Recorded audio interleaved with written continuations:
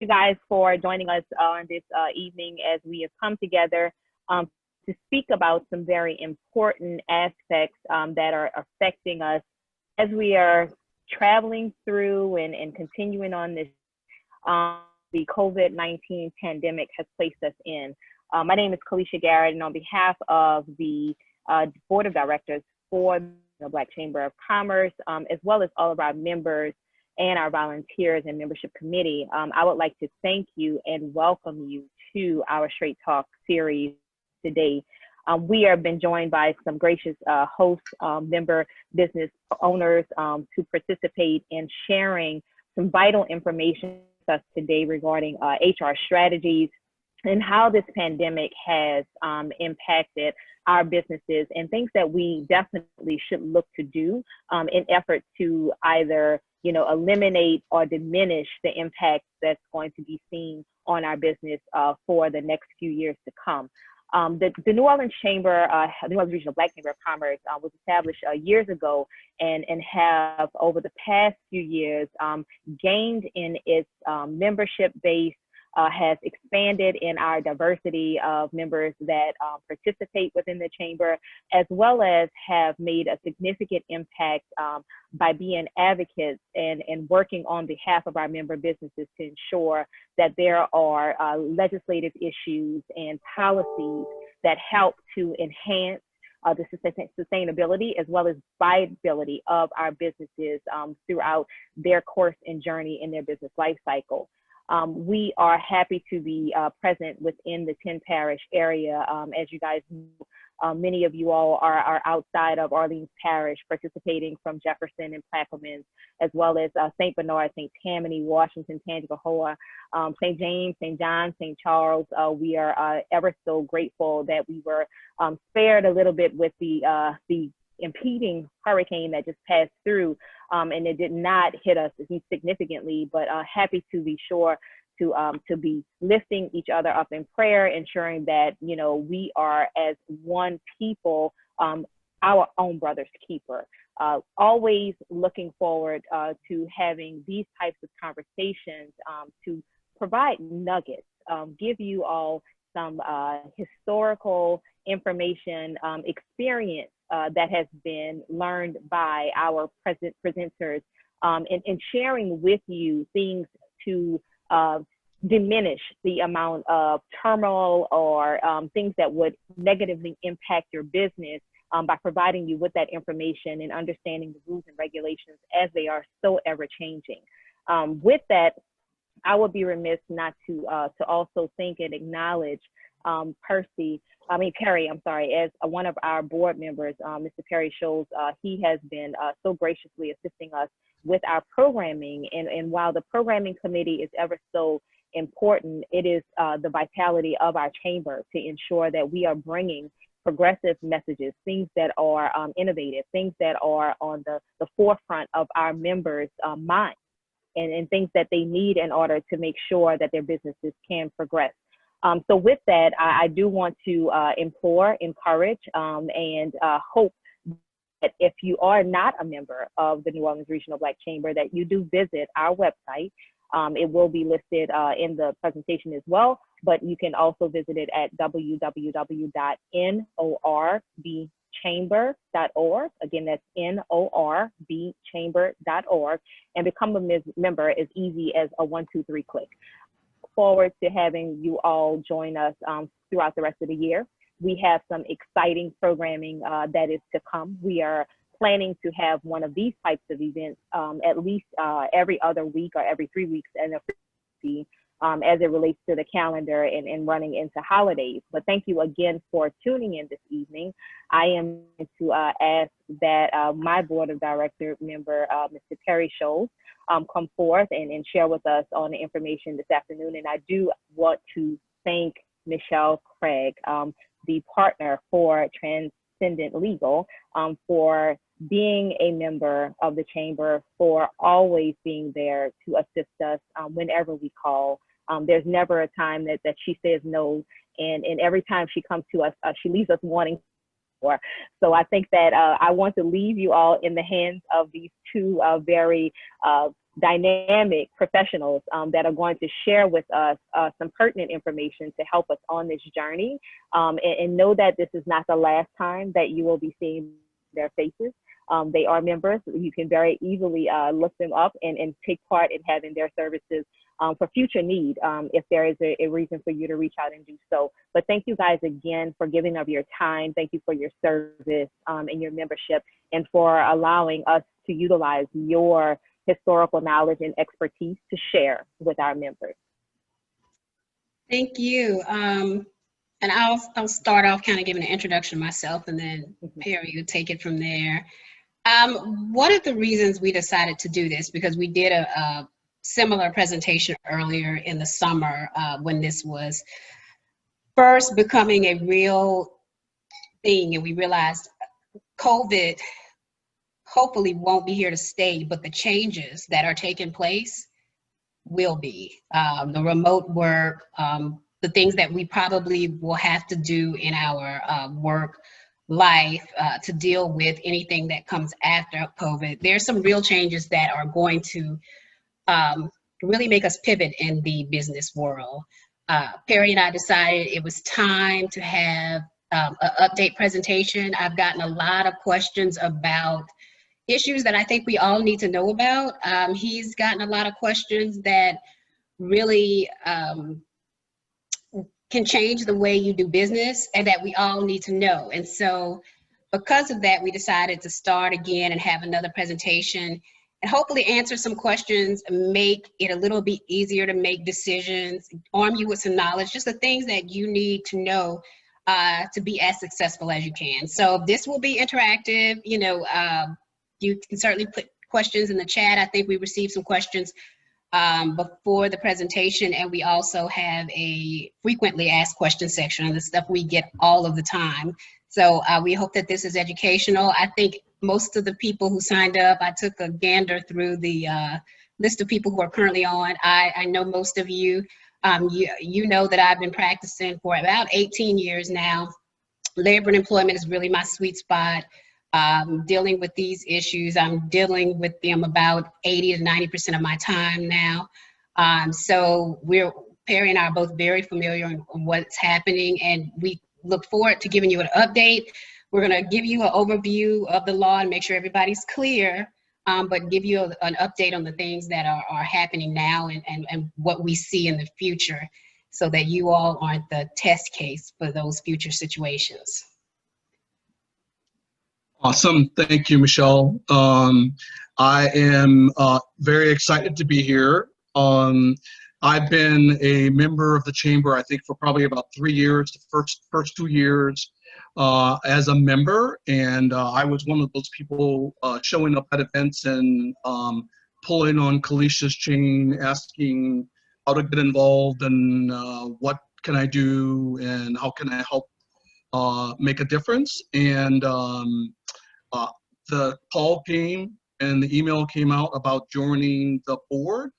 And some of you may have seen that email come into your inbox recently. So we are looking for talent to join our board. So come on, join the board. I've had a fabulous time this year, really getting a great opportunity to be involved in leading the things that are pertinent to minority-owned, Black-owned businesses, and just from a number of different aspects, from the standpoint of some of the work that Kalicia's done with being involved with the governor and making policy, being involved with trying to make sure that we get a place around contracts and RFPs that come available.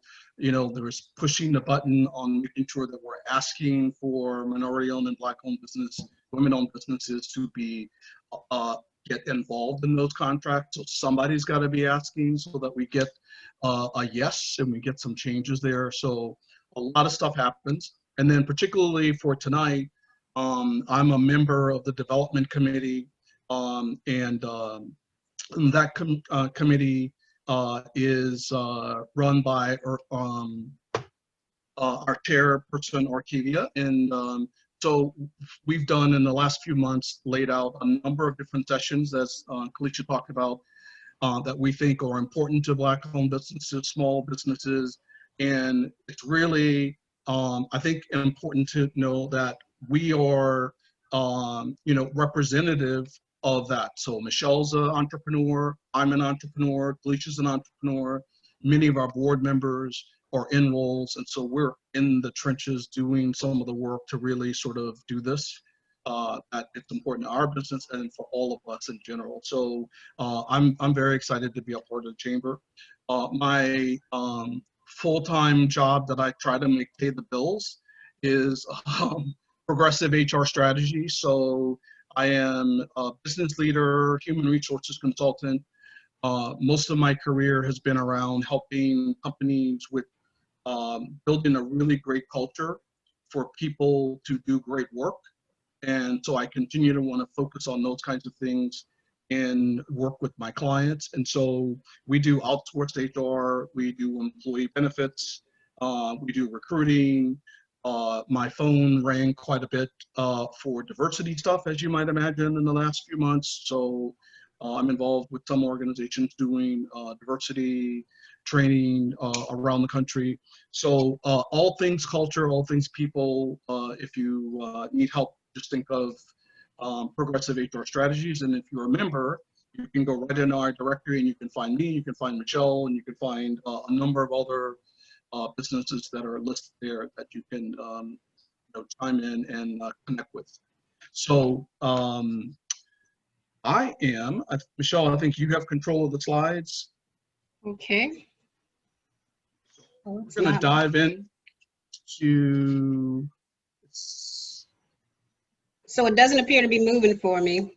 The first technical glitch of the night. Yeah, on this end, it's telling me you're controlling it. So let me take it back. And then hang on, I'm going to send it to you again. Now you should get something that you can accept.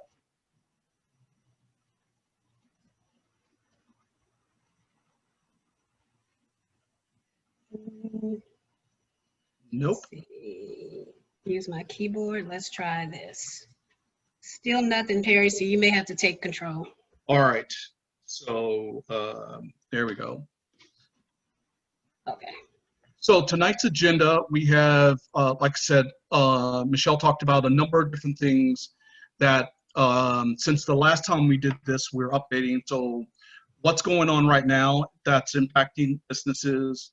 What kinds of things have we learned that are really businesses keeping successful with keeping open? Some lessons learned from a number of different challenges we've had since the springtime. We'll talk about some unemployment, payroll deferral, evictions, some leave laws, and then time on the back end for us to let you ask questions. So we'll have a ton of time for questions asked. So one of the things that we wanted to get into was to talk about this sort of phase stuff that we keep being phased by, right? So as we know, the city is at phase 2 and the state's at phase 3. So we just wanted to flash these up here and sort of talk about these things. They have implications for all of our businesses, and depends on what kind of business that we're running. But where we are right now is phase 2 in the city and phase 3 for the state. And so as you see on the screen, for phase 3, we're getting some more capacity for things that are outside the city for occupancy, meaning people allowed to come in your business. There's still a mask mandate both in the statewide and in the city. Bars remain closed, nursing homes are restricted. And then for the city, most things will remain closed as far as amusement park, water parks, indoor play centers, contact sports, concerts, and sleepaway camps. I just want to add right quick. Yep.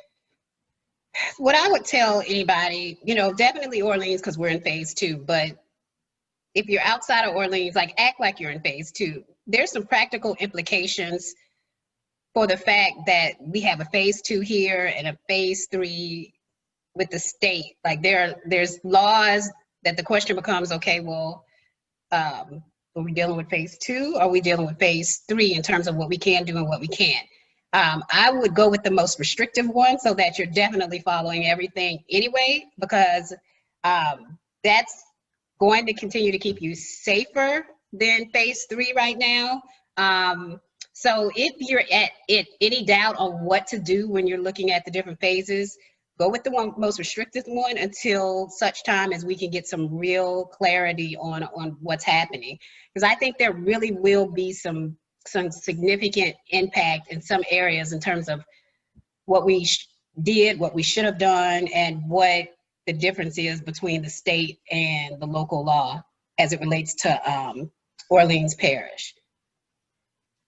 Yeah, and the other thing we'll add to that, and part of it is around this slide, we're all business owners, right? And depending on what kind of business you have, we really want to try to keep the economy open. So we want to be behaving in a manner that there isn't an outbreak, that there isn't a need for us to go back down to phase 1. And so particularly 2 points. If you're a business owner and you're interacting with the public, you really want to be careful that you're demonstrating adherence to the phases so that some customer or employee on that other side of it doesn't say, we didn't follow precautions or we didn't have protocols in place, and therefore you are the reason that I got sick. And then, you know, Michelle's going to talk about some of the litigation that she's starting to see coming from this stuff. And it's all going to be about, you know, someone who failed to do something to prevent, you know, there from being something, right? So that's typically where the laws come into play. So we just want to make sure. So on this particular slide, there's 2 things here. One is about this whole debate around the mask on the right-hand side. So some people, some of you may have seen, but if you didn't, this card has been out there. And this card is, as Michelle and I talked about it, it's partly true, right? So some of the information on it is correct and accurate, but some of it isn't, right? And so as we stated on the previous slide, there is a mask mandate. And so there is a mask mandate. So there isn't any card that's going to preclude someone from showing something to you that says that they can come in to your place of business and not have a mask on. So you have a rule obligation, fiduciary responsibility to protect your employees and protect the other customers. So, particularly if you have a policy, a mask policy, right? You need to follow your policy. That phone number on there is to the Justice Department. If you call it right now or you call it tomorrow morning, they'll pick up and it'll be that department. So this is how people trick you, right? This card has this card does nothing. Like, they give this to you and you say, okay, you need to put your mask on, you need to leave, because this card does nothing. But there's just enough information to scare an employer who didn't know, because they're going to call the number and the Justice Department is going to pick up. And they're probably going to hang up and say, oh, okay, you don't have to wear a mask. But people are printing these out on their home printers. They're just really good home printers. So just be aware of this, because it's frustrating for business owners, because you're just trying to do the right thing and you don't need these type of things happening, but people are doing them. This agency, like, one of them is actually a business agency, but it has nothing to do with this. So it's bad information mixed with not quite inaccurate information, but the card itself does nothing. And you can tell anybody who gives you that card, this does nothing. If you want to be exempt from a mask, you need to bring me, for an employee anyway, you need to bring me something that says I can't wear this here. And if that's the case, then it's time to start talking about some teleworking options, because you can't have everybody wearing a mask and then that employee not wearing one. So I just wanted to jump in on that card and make it clear, like, some of that information on that is true. The card itself is false. Yeah, so this to me would be like the thing where you know, there's an open carry for firearms, and you could still have a rule in your business that says, you know, you can't come in with. So Mhm. you want to just make sure that if you have a rule, that you're following that rule and you're consistent. And most importantly, for me, again, I talked about the culture part, that you're doing the things to protect your employees so that you can keep your business open, and that you don't have 5 of your employees go down, or even if you're a sole proprietor, that you don't get sick and then you can't operate your business. So on here, we're just talking about, you know, do our part to keep the economy open to the way it is right now, and our business is functioning. You know, continuing to do the proper hygiene, physical distancing, and utilizing protective equipment and masks and those kinds of things, if that's applicable to your business. We're just saying to you that we feel like at some point in time there's going to be more and more litigation that comes if people are harmed, and if they feel like they've been in a place and an owner of a business, what have you, has not taken the necessary precautions to protect an employee and or a customer. No, these things always end up in litigation somewhere down the road. All right. So then some lessons learned. So, you know, I've been actively involved in the Urban League business coaching world, the Black Chamber. We've had a number of webinars where we were trying to get businesses involved to take advantage of the PPP loans, the EIDL loans. Now we have the Main Street loans that are out there. This list somewhat comes from lessons we learned from that process of businesses trying to take advantage of, you know, the types of programs that are there that would help you with standpoint of going forward and taking advantage of, you know, different things that are offered to a business. So correct classifications of workers and understanding the differences between an independent contractor and employers. I can't tell you how many webinars I was on with either the SBA or a SBA lender or an entity where, you know, we were talking about the PPP loan and the fact that it was for your payroll. And a business owner was talking about their 1099 employees and trying to figure out how to file with payroll or demonstrating their payroll for employees who were in fact 1099s, right? And so this is one of those lessons where we learn that it's really important that if people are critical to your business, that one of the things either Michelle works on and I work on advising to a certain extent about the differences between the 1099s and the W-2s in your business, and making sure that you have the proper classification of employees, because we learned that in the middle of businesses trying to get funding to stay open or cover expenses, that in a lot of instances, they didn't have like the proper structure there, and that prevented them from being able to document payroll dollars and all those kinds of things. And then there are people who were 1099s that were predominantly working in one business, were looking to the business to help them with filing for unemployment or recovering funds.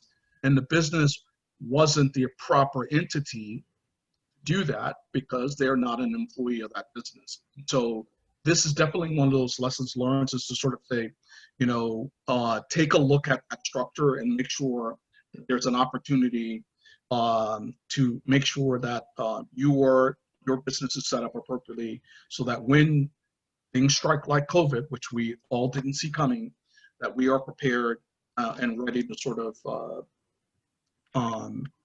make sure that we can assist properly and file the proper documents. The other thing here, go ahead, Michelle. I was just gonna say one more thing with the employee independent contractor. I was talking to an employer a month or two ago, and they mentioned getting the PPP, which was interesting because they had 1099s. So the answer was, oh, well, I just made them W-2s for the purposes of PPP, and now they're back to 1099s. That's not how any of this works. Like, that is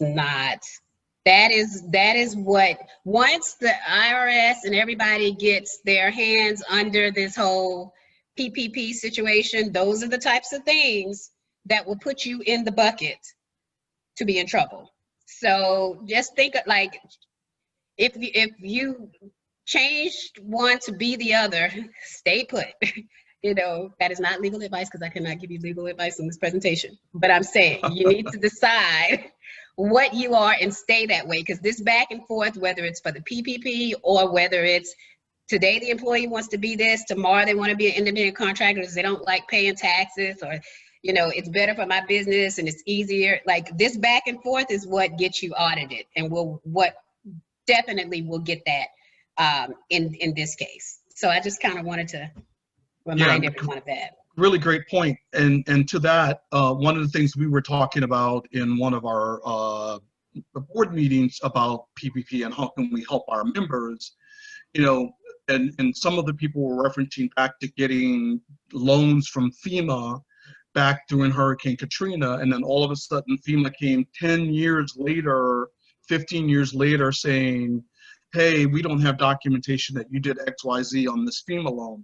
10 years, 15 years later, right? And so from a documentation standpoint and following the rules of this to make sure that you don't have some obligation, financial obligation, that is going to hit your business a little bit later because of, you know, following the rules, you know, follow the rules. And if there's any sort of questions about that, most of those loans were done through lending institutions that were tied to the SBA.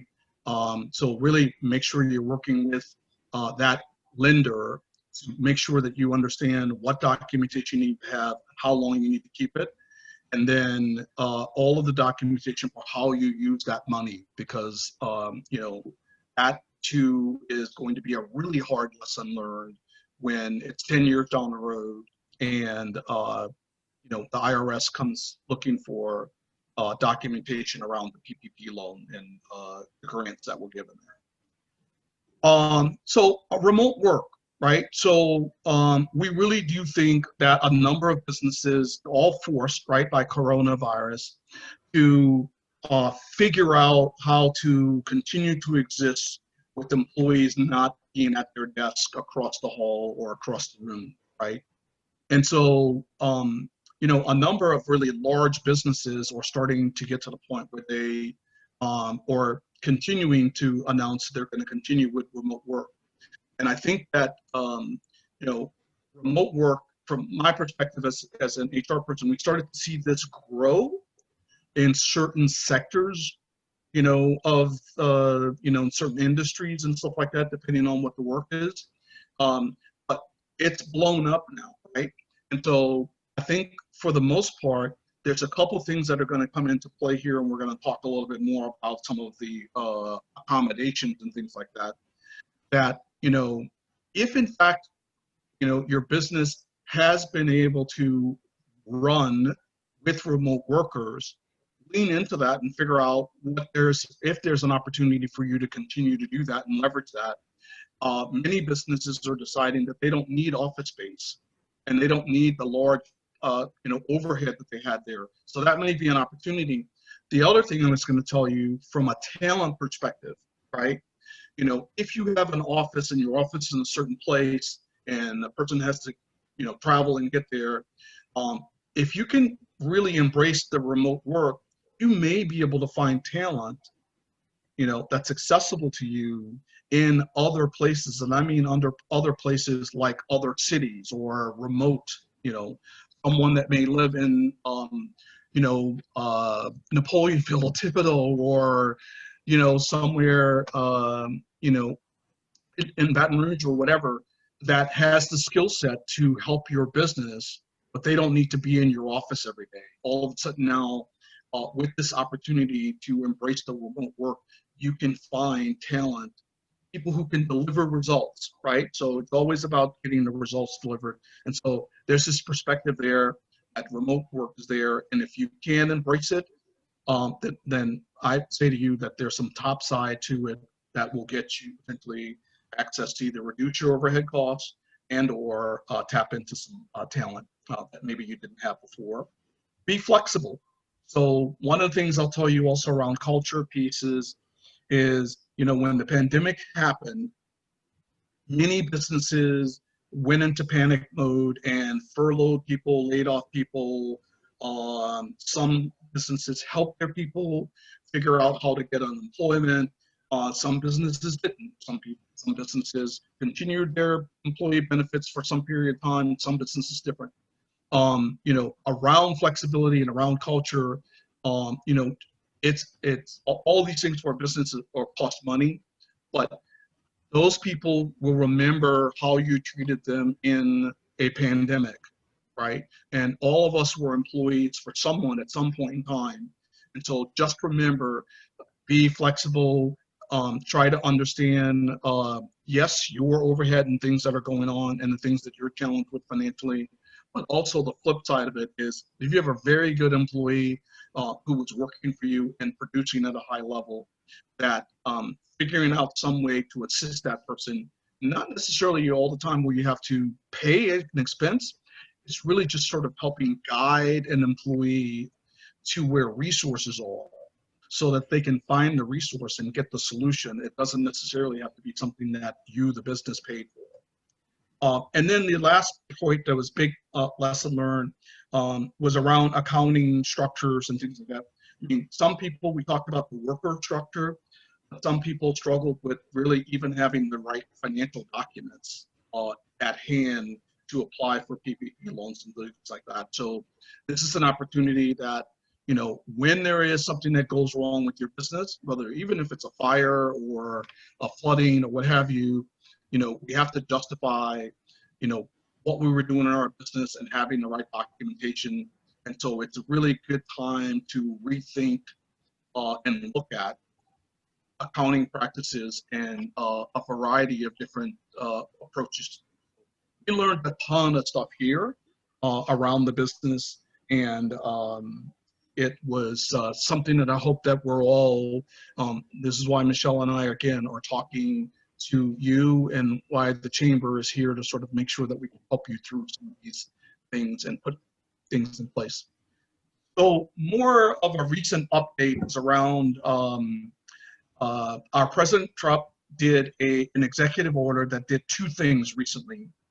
And so one of them was around unemployment. And so in Louisiana, it was unemployment, the $600 federal money went away, and then they came back and allowed the states to spend money that they had in the state of Louisiana. I think it was in some sort of unemployment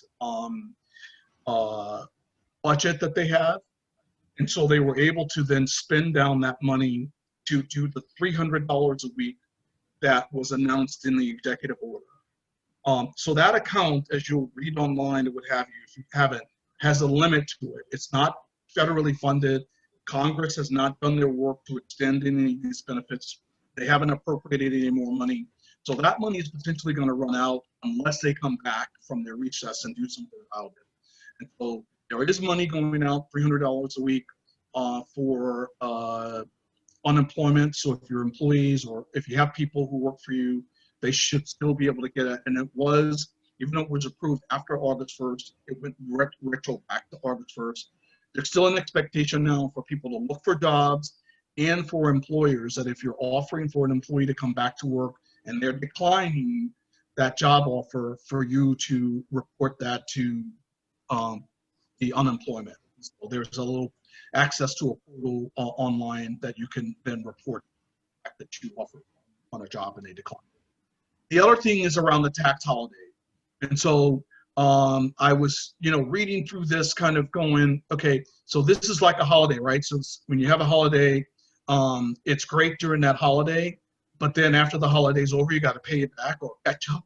And so same thing here. So this holiday is really just an opportunity to suspend paying payroll taxes for a period of time. And for W-2 employers, the employer makes the choice. The employees don't make the choice. The employer makes the choice.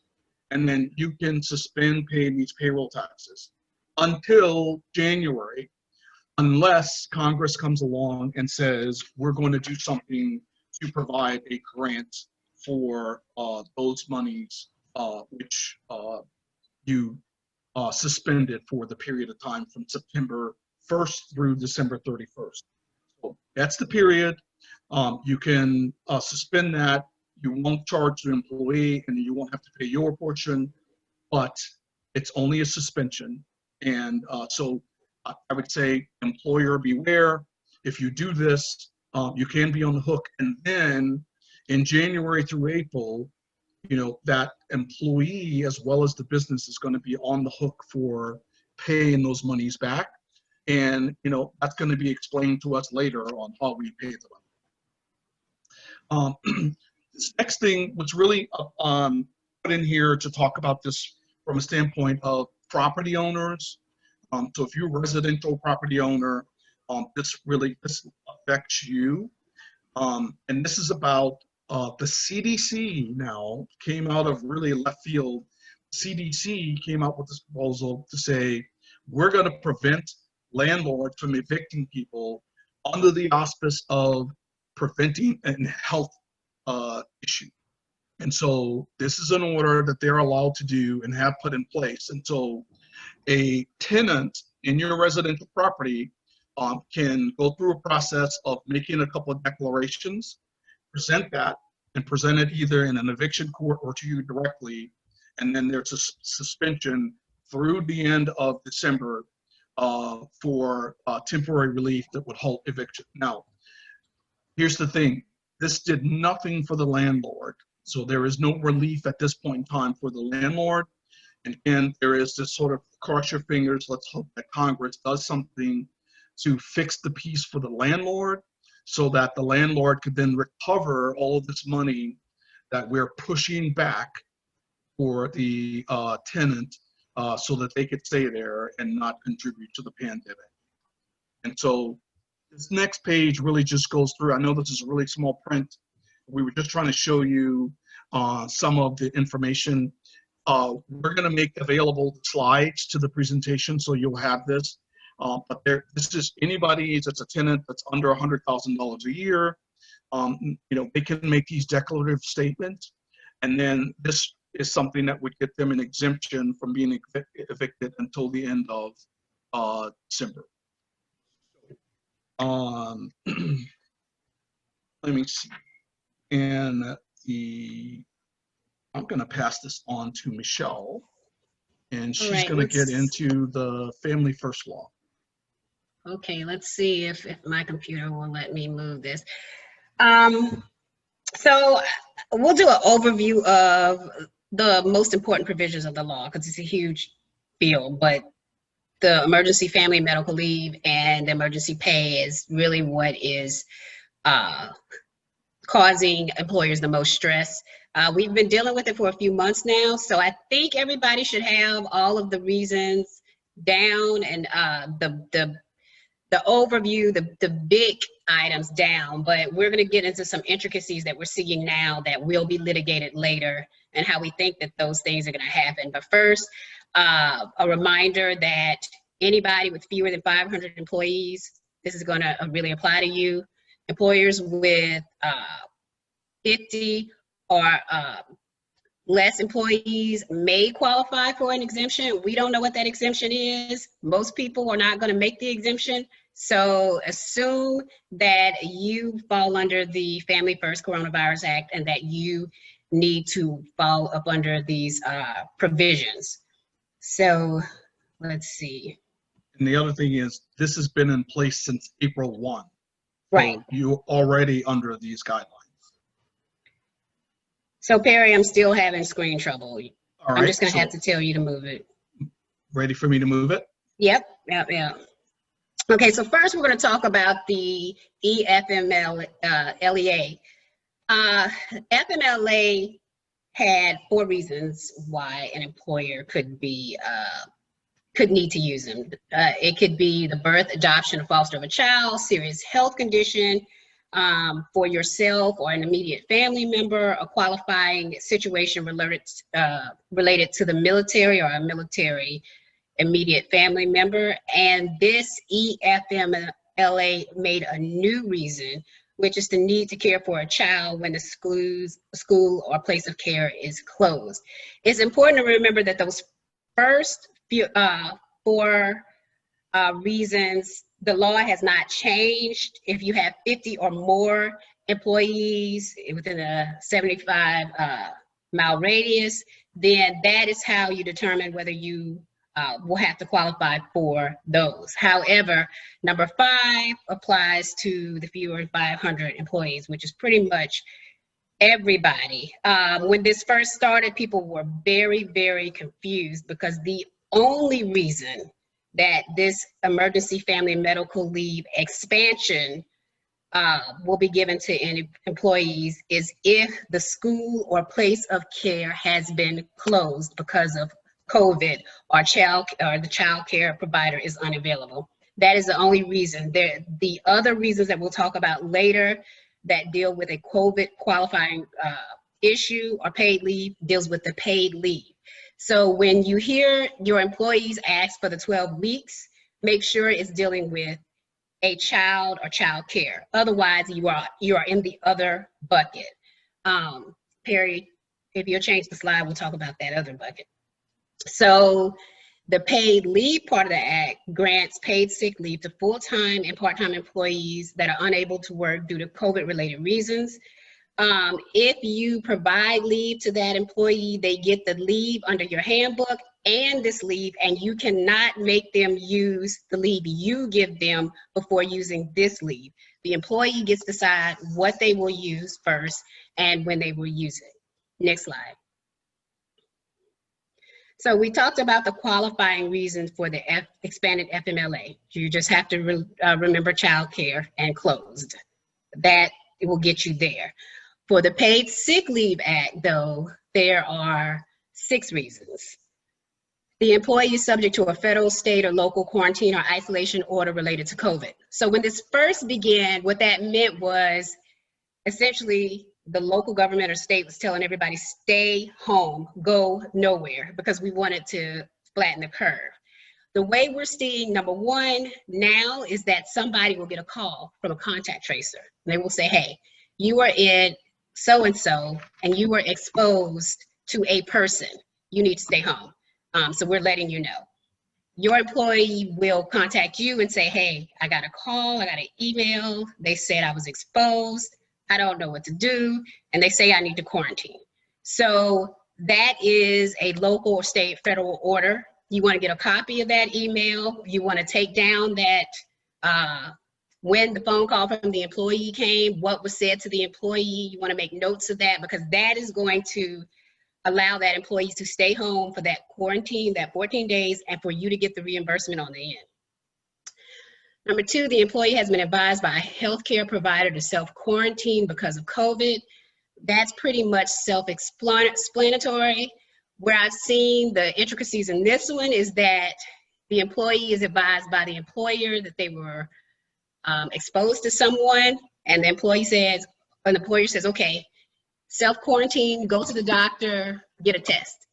Then let us know. If they're getting a test, they can qualify under number 3. But employees like, no, I'm not gonna get a test. I'm just gonna stay home. Like, you do not qualify if the employer says, go self-quarantine and you don't go get the test. You do qualify if the doctor says, we think this person needs to stay home. So whoever says that, you need to get that documentation or as close to that documentation as possible.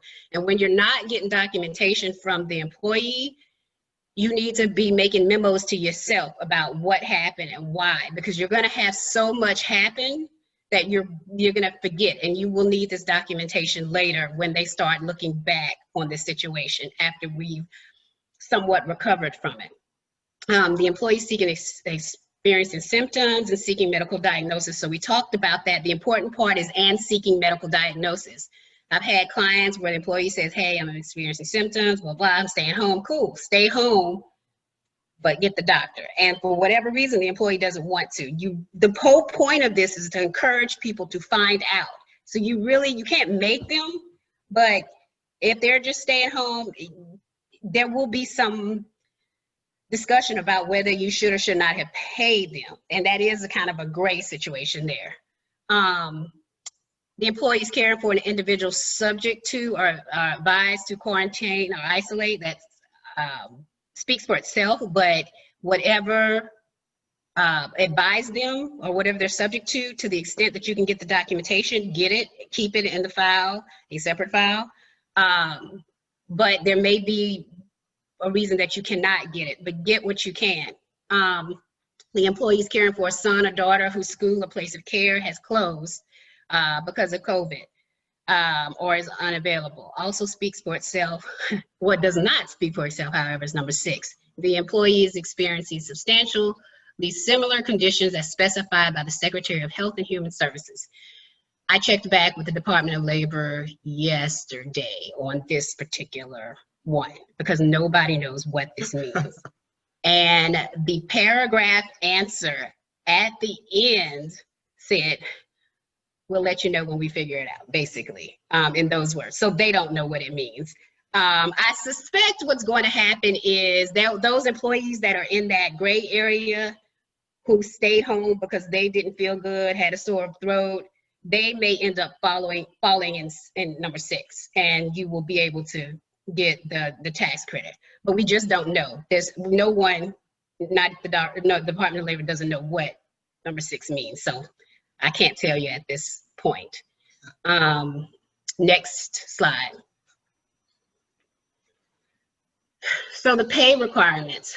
Under the expanded FMLA, the first 10 days are unpaid. The remaining 10 weeks are 2/3 of the regular rate of pay with the maximum benefit of $200 per day, $10,000 total.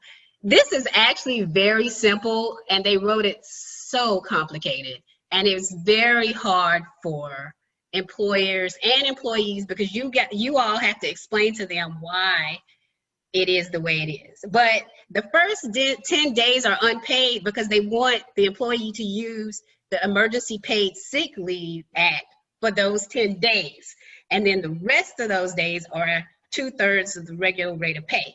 If they had said it like that in the legislation, there wouldn't have been about 50 different ways to read it. But it took a while for everybody to understand exactly what they were saying. But that's what they're saying. This is the first FMLA that's paid in any way, shape, or form for the U.S. I really think this is going to pave the way for the actual law itself to be paid, which quite frankly, it should, because in other countries, FMLA is like a year or 6 months totally paid, but that's a whole nother webinar. So what we have here is a paid leave, unpaid for the first 10 days, but practically speaking, it will be paid by the Emergency Paid Sick Leave Act. Under that act, full-time employees can be paid 80 hours at their regular rate of pay. If they're caring for a family member, it's 2/3 the rate. For a part-time employee, average number of hours worked over a 2-week period. So part-time, there will always be a calculation there because everybody works different hours. Employers cannot require the employee to use the accrued leave, as we talked about before. The employee gets to choose what leave they want to use first and how they use it, and the maximum benefit depends on the reason for the leave. But those are the daily totals and the aggregate totals for each one. Let's move to the next slide. We're in the FAQs. Okay. When we started this, the last go around, and we did the first seminar, we spent a lot of time on the intricacies of the law because we thought it made sense to kind of get deep into it for everybody. We purposely didn't do that this time because the intricacies that we talked about have played themselves out. And so these questions are the ones that really have come up again and again from the use of the law. We thought that you all would get more out of understanding the answers to those questions or the analysis behind them if the answer is not readily there. So we threw in some questions about the leave laws, but there's also some questions related to some of the other things that Perry talked about. So Perry, you want to take it away? Michelle, let's talk about you and I had a conversation about a couple of nuances. So the schooling where a parent is in a school where the school has given them a choice to be in school or virtual, and that school's not closed, right? Mm-hmm. So we're talking about the leave law that the parent can be at home for 6 weeks because their child doesn't have school, but they've chosen to do homeschooling versus sending them in school. You know what the answer to that question is? So I think that's actually one of the frequently asked questions, because there's a bunch of different intricacies, right? But the key issue there is there a choice? Is the building closed? If the building is closed and they couldn't take their child there if they tried, if the babysitter is down with COVID, they couldn't bring them here or take them down if they tried, they get the paid leave.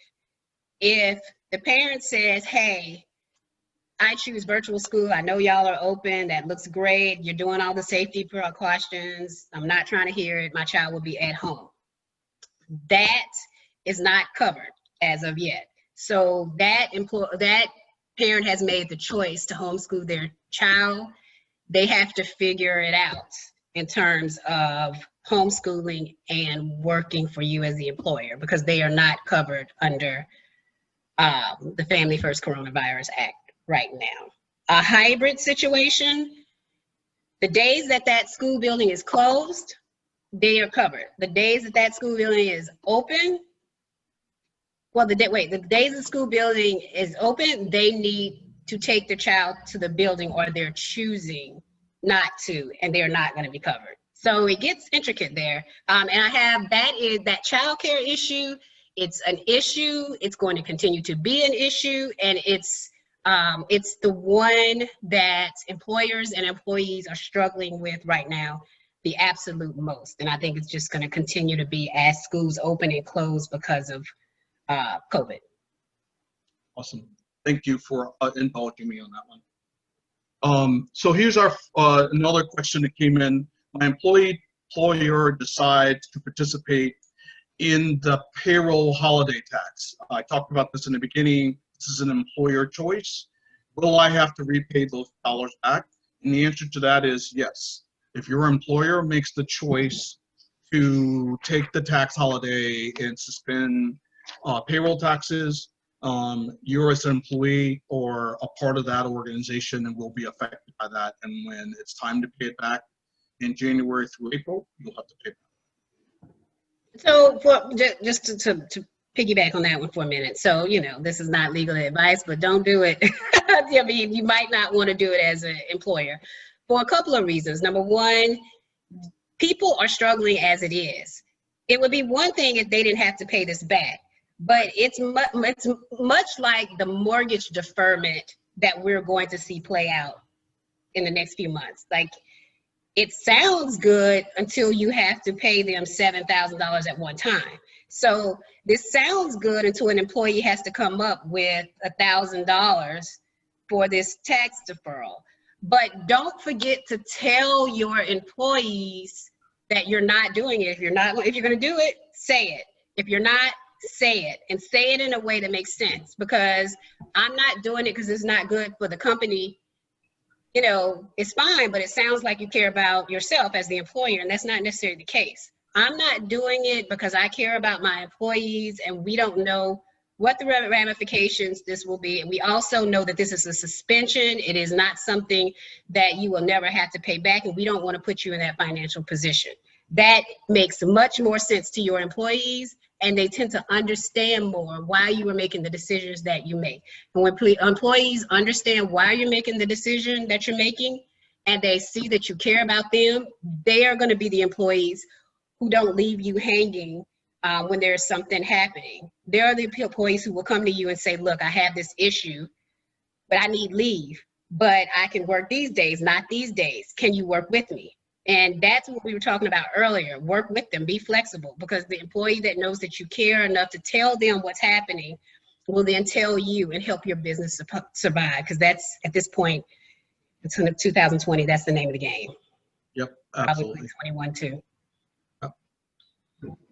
All right, Okay. Michelle, this one's you. This is me. Okay, when am I able to telework under the FFCRA? You're able to telework when the employer allows you to do so. So if teleworking is something that you allow employees to do, you can absolutely do it. You should have a teleworking policy.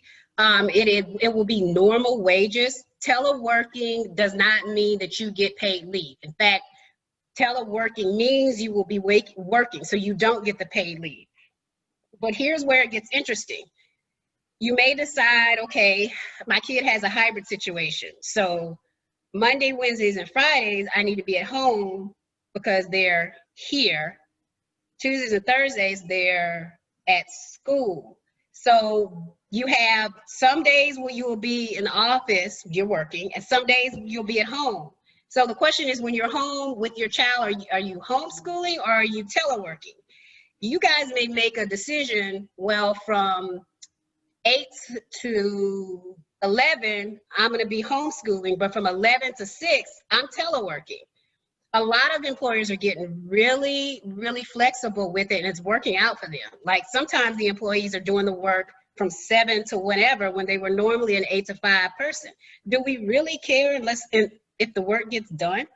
But what I would say to you is these employers are being very flexible, but what I'm finding is that they're not writing stuff down. Like whatever you decide, everybody needs to be on board, but it needs to be in writing, because the minute that this goes sideways, somebody will forget the agreement that you had about their work schedule.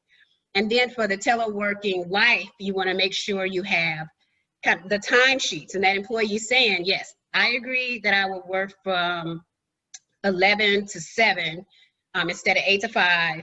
And I did work that time, and I didn't work time out of that. And here's the timesheet to prove it. You got to have those records, because that's the next wave of lawsuits that we're seeing. People are working at weird hours all the time, and they're saying that they're not getting compensated. So I think that you should be flexible, allow telework, but remember that you need to be documenting this time. So what does it mean to be unable to work, including telework for COVID-related reasons? Whenever you see COVID-related reasons, you go back to those 6 reasons that we talked about under the paid leave. Do they have symptoms? Are they taking care of somebody? Are they taking care of their child? Are they taking care of themselves?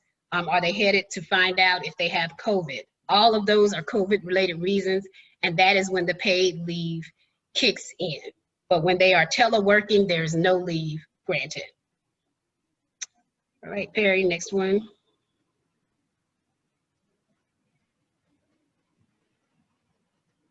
All right, so I won't stay on this one too long, because that really is, and that was answered earlier. The school, it really depends on what's happening with that building. If it's closed, they get the leave. If it's open and they just don't want to go, they don't get the leave. But this is another opportunity to be flexible, to try to figure out a situation where you can have your employee doing some work and making your company some money, but that employee is able to do what they need to do for their children. Because the biggest stressor of employees right now is trying to manage being an employee and being a homeschooler. So if you have a small business, then you really can be open about your conversations and say, what do you need from me to make this successful? And if it's something you can do, do it, because that will keep everybody afloat. And that's the goal at the end of the day. Yep, agreed. All right.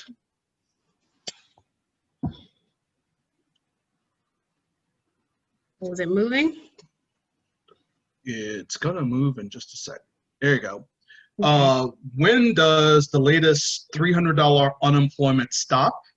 The magical answer to this question is when the money runs out. So the state had a bucket of, I think, 1.3 or $1.5 million.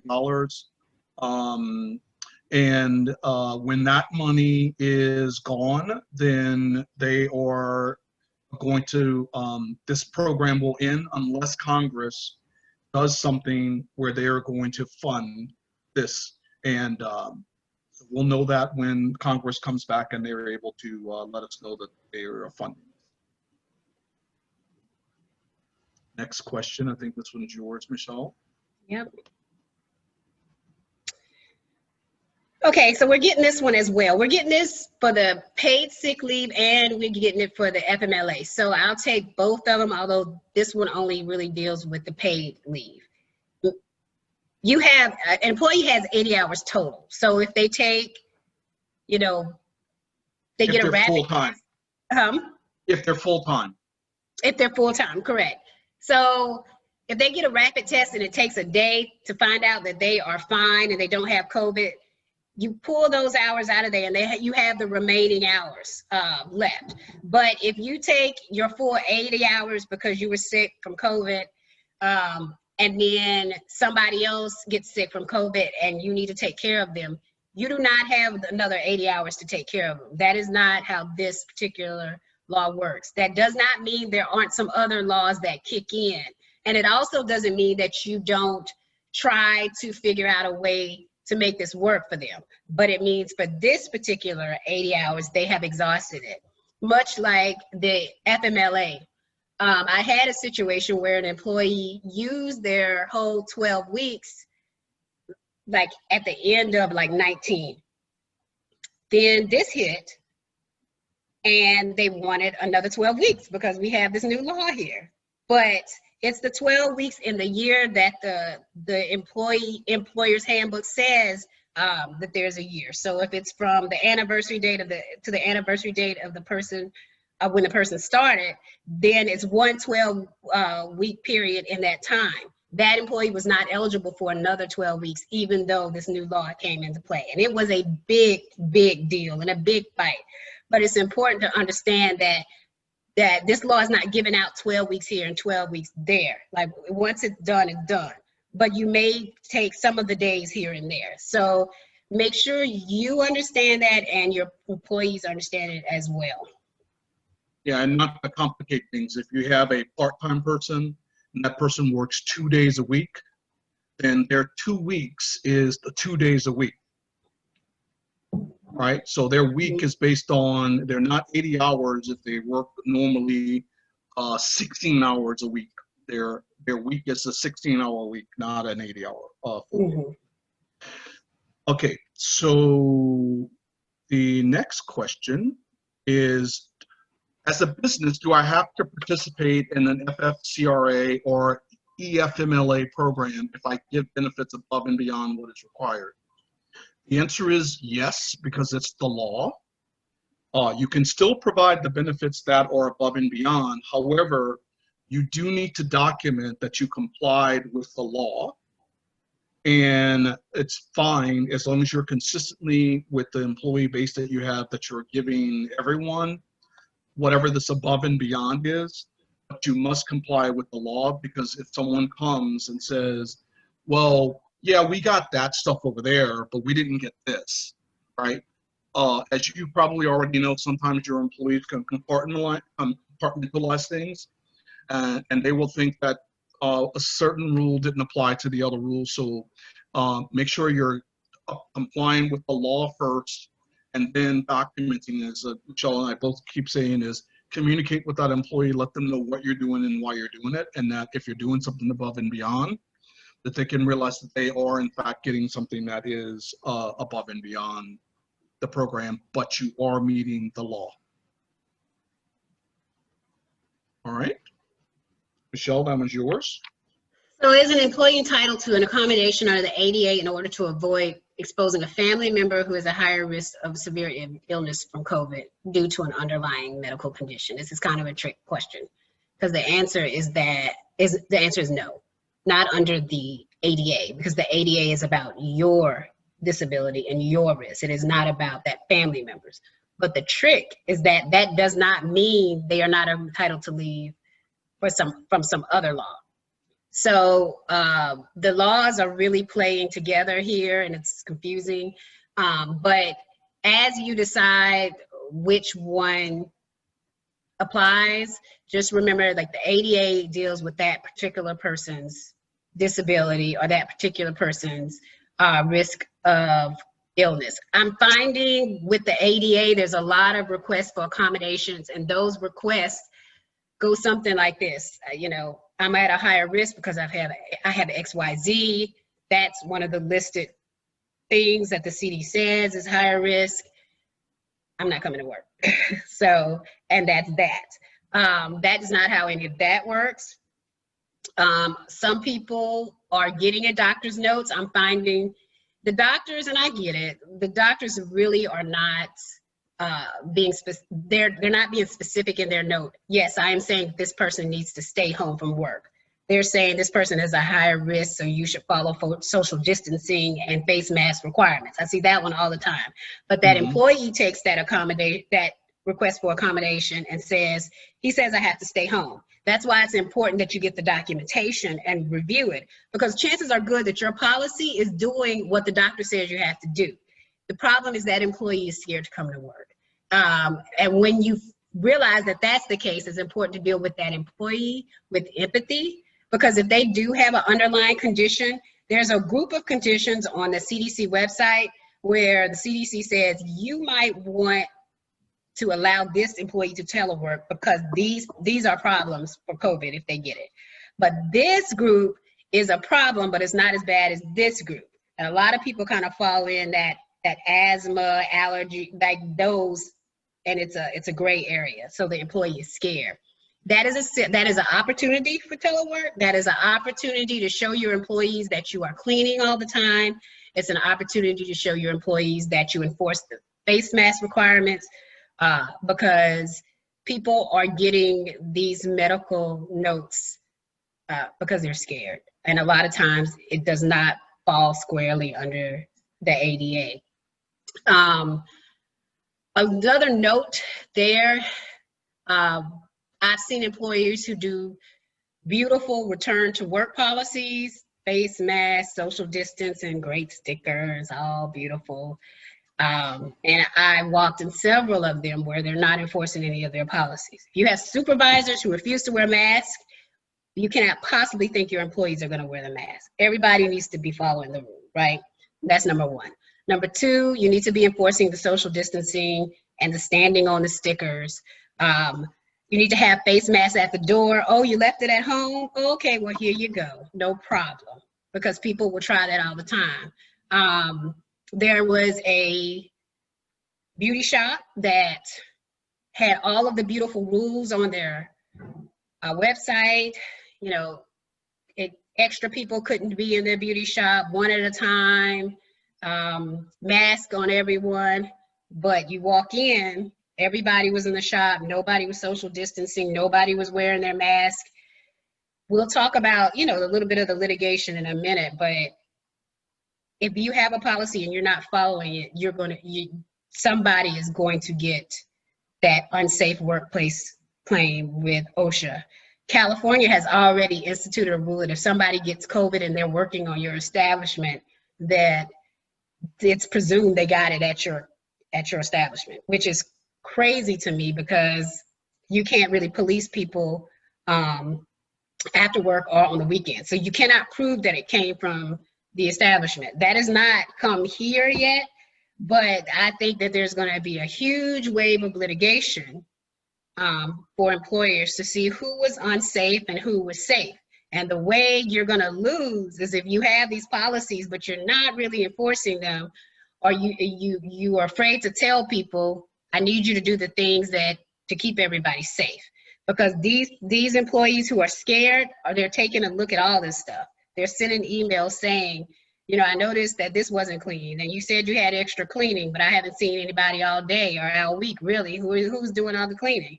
Like, don't say something that you're going to do and then don't do it, because that is going to bite you before it's over. All right. We got one more question, and then we're going to open it up to see if anybody on the webinar has a question.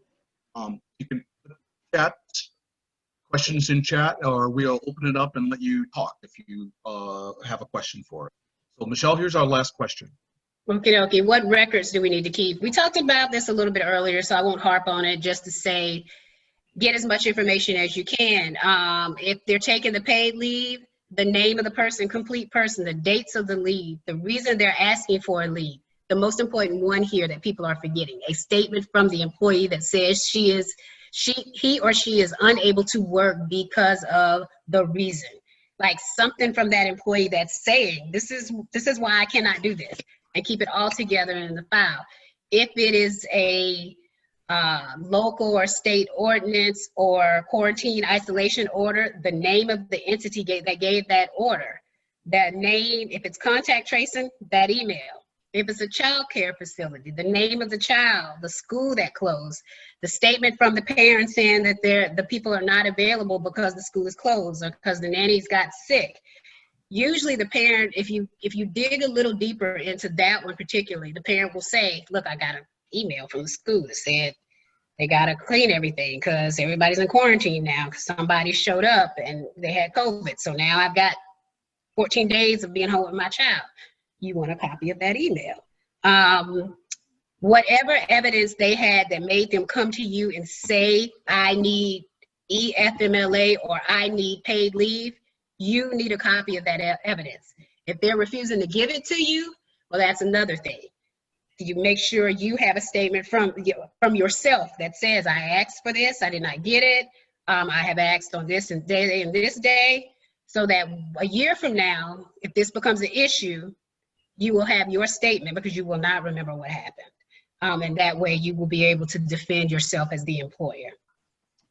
And the only thing I have to say about the documentation is this is personal health information, and that security and, you know, printing out doctor stuff and leaving it on the desk or in a file where all the employees have access to it, those are risks to your business. So you should have either a point of contact in your business that is getting all of that information and making sure it's secured somewhere. And if it's on a drive or whatever, make sure all the employees don't have access to that drive folder where those records are being kept. And if it's in a paper folder, it's make sure it's locked up somewhere where not everybody has access to that. So we want to make sure that we have time to ask questions. So we've got a list of things here that you know, we were sort of taken away from our sort of lessons or things that we want you to remember. And for me, it's all about culture. You heard us talk about that quite a bit. Be flexible, over communicate, make sure that if your employees have some sort of issue, deal with it with empathy, and try to make sure that you're dealing with empathy and then following the rules that you've established and what's in your policy book. And if you need to be stern about something, just explain why you're being stern about it. But, you know, just remember, you know, to communicate things, you know, like why you wouldn't take the payroll deferral, you know, if you're not going to do that, if you're going to, you know, just work with everybody that's on your staff and all that stuff. So it's all about culture for me. So, so Michelle, you want to go through? Yeah, quickly, you know, the law is ever changing. The DOL changed the guidance last week, changed it again 2 days ago. It's updated all the time. So what we're telling you now could indeed change. I honestly think this childcare situation where a parent chooses virtual and doesn't get the leave, I think that's going to change because as more kids go to school, more people are going to get it. They're going to have to make some changes with that law, I think. So that one might change, but as of today, that is what it is. Just be mindful that there are changes and there will be more. When a situation arises under these laws, like if you are not sure, this is a time to seek an HR person or labor and employment lawyer and say, here's my scenario. What are my options? Because we talked about the ADA, we talked about FMLA, not to mention your leave policies in your own organization. they are all work together, and you need to make sure that you're, number one, picking the right one, and number two, not denying somebody who actually deserves the leave, because the lawsuits are starting. The unsafe workplace under OSHA is starting because of employers saying they're doing one thing, but they're actually doing another. The discrimination is starting because the employee's not able to do what the employer needs them to do under these laws. Retaliation for taking the leaves, those lawsuits have started. And of course, the denial of the FFCRA leaves, like those lawsuits are going, and they're going to continue to. That's why it's important to be able to document everything you're doing, why, because we're seeing them come in, and they're not going to stop, because we are where we are with COVID at this point. We're stuck with what's happening. So I just don't want anybody on this call to be the test case in New Orleans or Jefferson or Louisiana on any of these lawsuits, because I actually think some of these lawsuits a year or two ago would not have made it to court. They just wouldn't have. Now, a judge is unlikely to not let them go all the way. So it is completely, the environment has changed for employers as it relates to this. So it's a be wary situation. Yep. So don't be the person. So when you hear about that law, Plessy versus Ferguson, there was a Plessy, and there was a Mr. Plessy, and there was a Mr. Ferguson. So that means somebody's business was involved in those lawsuits, and they were the ones who, made it up to the Supreme Court or what have you. So we have time for questions. So I know we've been talking to you a while, hopefully by some relevant information. But if you have a question, just unmute. I think you can unmute yourself, and then just let us know. Mr. Ed, how are you? Ed Robinson. Yes, sir. How are you? All right. Question. As small business, a lot of stuff that you brought up is so overwhelming. We not even sure what we can get reimbursed for. As a small business, you got to pay out so much based on what you all are talking about. That becomes a whole nother ball game. Even though I have a human resource department, but at the end of the day, I'm the one that has to pay. Mm-hmm. So with this in mind, how do you know what you could be reimbursed? I hear you saying pay, but I don't hear nobody say, well, the employer can put it on his taxes or file for whatever exemption after you pay. It's always an after you pay, because now you're saying pay first. And exactly. We may not have that type of credit line to just continue. We were just confused when it first started as to, as soon as an employee came in and say, hey, I got COVID. All right, well, that means you got to pay them for them 14 days. You pay the full amount for them 14 days, Now I hear you saying that, wait, it may be prorated on some of it, Yeah. So, yes, sir. So the FFCRA and emergency federal minimum. So there's some limitations, right? So there is a specific amount that's laid out in those laws that says here is how much you have to pay, and here's how you pay them.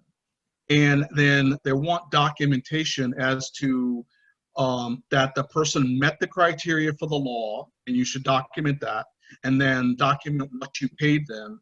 And then those dollars you can get back, but you will have to document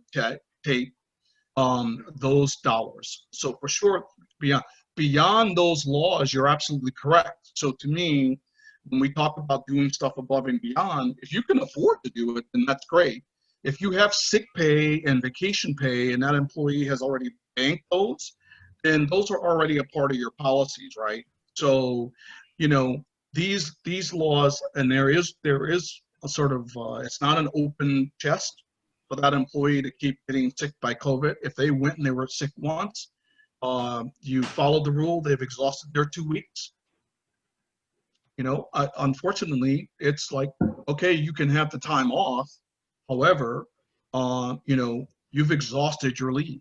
That happens even under normal FMLA. So Michelle, I'll let you, if you have any other comments about this. No, I think that that makes sense. That's one of the reasons why I was stressing the documentation so much, not only because you may have to defend yourself, but also because you want to be able to say, here's my documentation for all the people I gave this leave to, now give me my money back. We are not sure how that's going to work. They have put out some regulations and they're starting to put out more about how you get that credit, but that is happening for the paid leave. But it's still tough because now, I mean, now you got somebody at home for 14 days paying them and somebody's got to do their job. That's why I think for small businesses, like cross-training right now is super, super important, because that if that one person who knows everything is out, your whole thing, you know, your whole business is shut down and you cannot afford that. So one way to really make sure that doesn't happen is to make sure people are cross-trained. Another way, like particularly for the FMLA, where the child care issue is a thing, is to really work with them on the telework and the alternative schedules. So you may not be getting your employees when you normally get them and when you would rather get them, but if you can get them to continue to do the work at a different time, then at least your bottom line is not being affected as much. So we got to get creative, particularly small businesses, because this, you know, these laws are tough for small businesses. And the only My last question is, who do I stay home for? Meaning that employee come and say, well, my aunt's aunt, I take care. My mama's baby, I take care. So I can't come to work because I'm responsible, you know. So that means now you ask me to pay you because now you can't leave. You got to take care of mama's mama, you know. So this gets tough because there's the law and then there's the, you know, what should I do, you know, from a different perspective. From the law perspective, this is an immediate family thing. For a child, some people have said, hey, my son, I need to take care of my son, but my son's 30. That's not how this works. Now, but if your son is 30 and he's mentally challenged, if he has been with you his whole life, that's a whole different story. Yeah, like, I can understand that. Yeah. Yep. So you know, you kind of have to delve into that because people, and it may be that I'm taking care of my aunt's aunt, but were they taking care of them before? Like, was this a dependent? Can they show that? I think then they may have some kind of argument, but they just started taking care of this person and now they have a person in their house who has a serious health condition, so they don't want to come around people at work because they don't want to bring it around them, and then so they won't come to work. Well, that it's a tough call as an employer because the reality is you understand what they're saying, but that's not what the law contemplated. So that's not really something that needs to be compensated. Now, again, that's an opportunity for a telework situation maybe, but to get paid leave under the law, not so much. Yeah, I do think, Mr. Ed, you have to distinguish between the person being eligible for the time off versus what you're paid. And really, there are specific guidelines about what you're going to get reimbursed for in those two laws. And at the end of that, that's it. There's no more you have to pay for it. Now, I'm not arguing with you that there isn't any disruption to your business, right?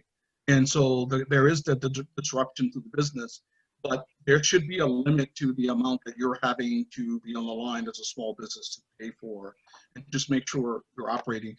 Some of that information I have on my website, and if you need anything, you actually just call me. I actually can walk to your office, so you call me and I'll come walk over there and we'll chat about it. Any other questions? Nobody else?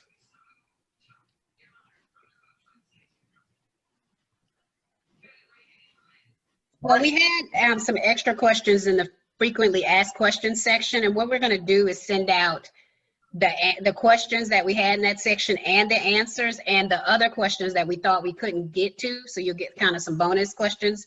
So you'll have the guidance there as well, to kind of to lead you in those discussions, because those are the things we think are coming up often. Let's see. Yeah, so we're gonna end now. Thank you all very much. Thank you to our board members who were here chiming in and listening to us. And I see friends on and new faces. If we could be of help, that's what we're here for. And that's what the Black Chamber is all about, making sure that your membership does work for you. And that's what we're all about, working on your behalf. So thank you all very much, and have a great night. Thank you, guys. Thank you all. It was very good. So we gonna get a copy of this? Yes, we can. Yeah. Okay. Terry's gonna take care Ms. of it. Craig, I need to talk to you. Okay, that sounds good. That sounds good. Thanks, guys. Y'all have a good night. Thank Y'all do you. the same. Bye-bye. Bye.